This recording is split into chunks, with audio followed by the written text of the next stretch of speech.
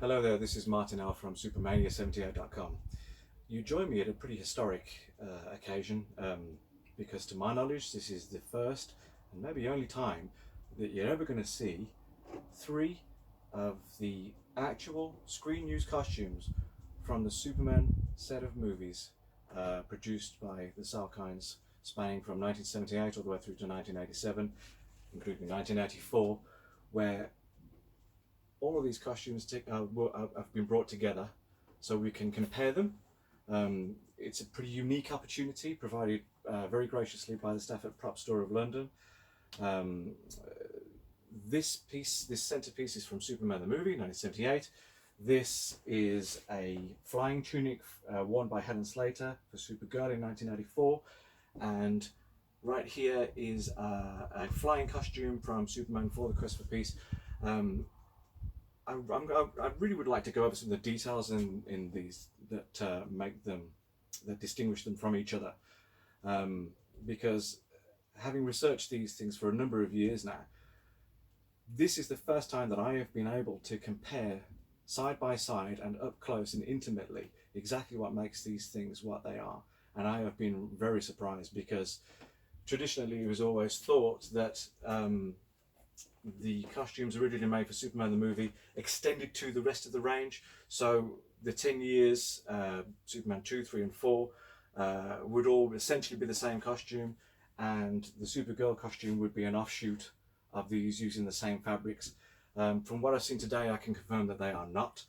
Um, what I've always I've coined a few phrases in the time that I've been studying these outfits, and we've always referred to the fabric in the Superman costumes as a waffle weave, distinguished by the fact that as opposed to other fabrics, when you get moderately close to this, you can see that there's a waffle-like formation. It's a silly term, but it did for the time. That is omnipresent in this costume. Every aspect of it is correct. We also used to refer to this as the trading card costume because it predominantly featured in all of the publicity material at the time. Uh, but in the Topps trading cards, especially Topps trading card number one, Christopher Reeve as Superman, features Christopher Reeve wearing this exact tunic, not one of the other ones from the range, not one of the other from the 30 that were made from production. This very same tunic right here, right now in 2019, is what Christopher Reeve wore that day. It is also present in two more scenes that we can positively identify. The first, when he steps out of the revolving door in Superman 1 and says, "Excuse me," he is also wearing this very same tunic. And in Luthor's lair in Pinewood Studios, when he confronts Gene Hackman and turns to use his X-ray vision to see what's in Lex Luthor's safe, he's also wearing this very same tunic. So the provenance here is mind-blowing. So that's Superman the movie. So what we're going to do now is we're going to go for a little tour around this original 1978 Superman costume from top to bottom, and I will point out some of the features, starting with the collar seam, a double stitch coming down all the way to the shield. Now, on Yvonne Blake's original drawings for this, she describes the shields as an applique on the back, which is a patch, and inserted into the front. Now, this is done by virtue of the seams being hidden with from behind with an overlock stitch, so the curves are smooth. And then for the smaller pieces, you can see that it is being overstitched just to finish those off, which is continued in the Supergirl costume, where you can see that the whole thing has been overstitched because it's too small to do anything else. So if we go around to the back, we can see the patch. This, I'm reliably informed, is a zigzag stitch on the same yellow lycra as, or same yellow spandex, or mustard coloured spandex, I should say, that is present in the shield. We then go further down to the belt, which is a resin pressed buckle and patent yellow fabric backed vinyl. You see the waffle weave very present in the darker colours. We continue down to the tights. Good shot of the weave. All the way down to the boots, which you see have the steel reinforcements in the top stitched in. Central seam all the way down. Finally ending with the ballet shoe style at the bottom. This is easily the finest example of this costume. Probably to be viewed anywhere, but certainly with the provenance that it has, and the fact that it's identified from several scenes in the picture, make it as unique as the man himself. Obviously you can tell straight off, I mean, the scale between this is a life-size Christopher Reeve display, all 6'4" of him. Helen Slater, bless her, tiny little thing. And this tunic is distinguished by the fact that this, even though it's constructed in the same manner, is actually more of a traditional standard lycra. You can see the colour difference that should register on camera. It's very lightweight. We can't, even though that this is a purposeful alteration to the tunic for special effects purposes, we don't know what. We can see that there are various Velcro attachments here for either the flying harness or the blue screen mount. So it is in essence like as good an example, even if it's like, I mean, the fact that it's in a kind of a rough state just adds provenance to the fact that this was screen used in pine wood, influence of a blue screen, on the flying harness, all of the above. So it's a fabulous, fabulous piece, a fabulous genuine piece, and the first Supergirl piece I've ever seen. And again, I must reiterate how I am blown away by the differences between them. Finally, the Superman 4 costume, which we would automatically assume to be exactly the same as the Superman 1 costume, is nothing of the sort. I think pattern-wise, it would appear that the construction around the neck area with the seams are exactly the same.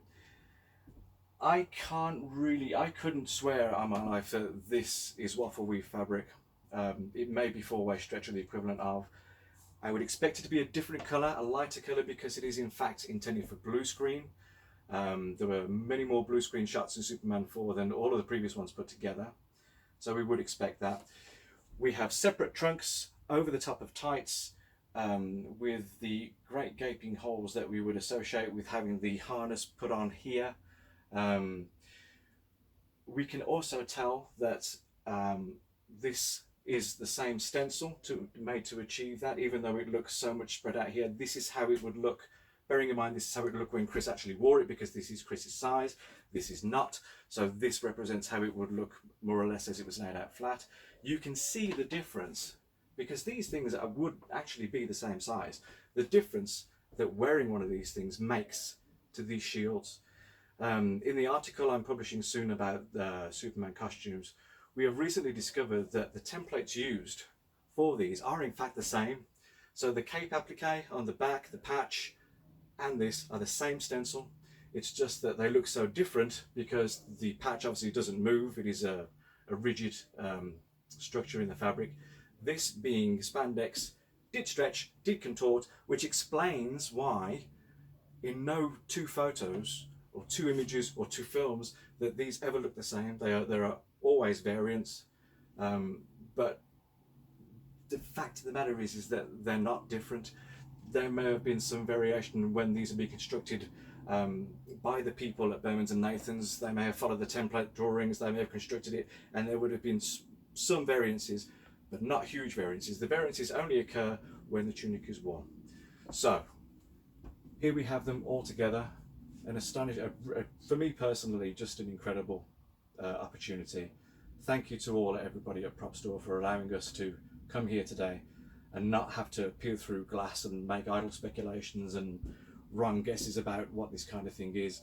It's here, we've been allowed to get close, we've been allowed to examine, and to all the fans out there, on probably a personal note, we all know that there's been replicas available of these things for years. What I take great comfort in is having seen all of these up close and in all of their variances, is that no matter what is out there, as good as some of them look, they will never they will never even be close to what I see before me here, because I mean, this may as well have originated on Krypton. The construction, the fabric, the machine that made them doesn't exist anymore, which is why it's so historic to be here and see this, because we'll never again see its like. Again, it's so fabulous to see this, the colour variation, the fact that it's 10 years later and yet we could still recognise it as the same costume. Just a fabulous opportunity. So I hope this has gone some way to explain what is going to be covered thoroughly in the piece. Check out supermania78.com in the coming months. Also CapeWonder.com, it will feature there. We're going to take as many shots as we can just to establish this detail, just to clarify it even more for you. But I just thought that having it on video and live to say that yes, we were here, this is what we saw, and I'm sure it must be the only place in the world that this has occurred. I don't think even Warner Brothers themselves has the costumes on display together. I believe the DC exhibition that was in Paris and London, they had this, they had another one with a Clark Kent suit, not Supergirl, and certainly not anything from the sequels. So we start in 78, we end in 87, we have a pit stop in 84. It's as good as it gets, and I'm so pleased to be able to show this to you today. So thank you very much. Please do subscribe if you want to see more of this kind of thing. But for right now, thank you for watching and go forward.